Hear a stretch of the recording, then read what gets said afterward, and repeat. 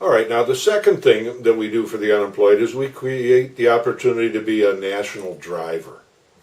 If you're out of work, any bank will give you a loan, get a little car, and you go around driving people around. Now what we're talking about here is what I call economic democracy.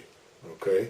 Now, for example, we have cartels. Our whole society is based on exclusiveness. Paris has 12 million people in the greater region. Only 6, not even 4,000 of them are licensed to drive people from one point to another.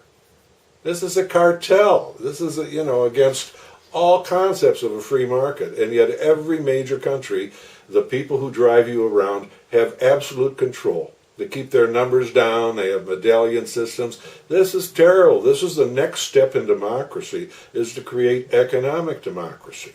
Now, when I went to Istanbul in 1975 for a business meeting, and in those days they had the checkered flag taxis. Anybody in Turkey could put a checkered flag on their car, their truck, their motorcycle, their bus, and take passengers for hire.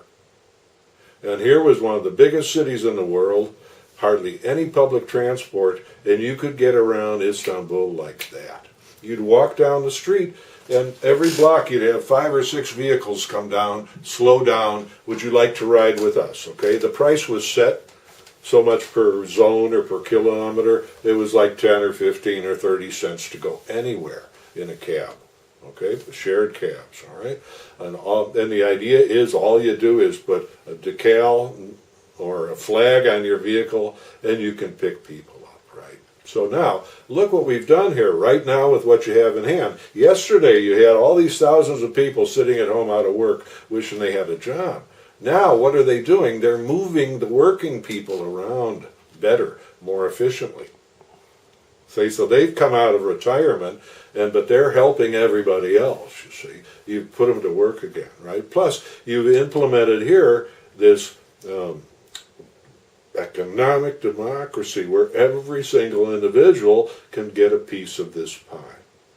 And this is very important. We have never had this till now. Governments have always been cartels, right? He can drive, he can do this, he can run but you forget it, right? It's always been these insiders who have the inside track on doing whatever, like driving people around, where the money is, right? So we want to break that, and the strategy is going to break that with these federal drivers. And I'll tell you, obviously, they outlawed it in Istanbul in a couple of years. It worked too well, right? They forced them out of business again.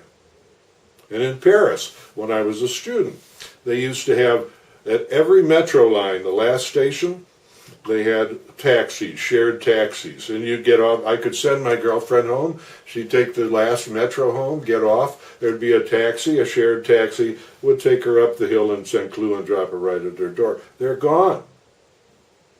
See? The powers of monopoly have driven us away in France as well. So Greece has to be the first country that establishes this again. And you'll be able to get around Athens, you'll be able to get around anywhere in Greece far faster than you can now.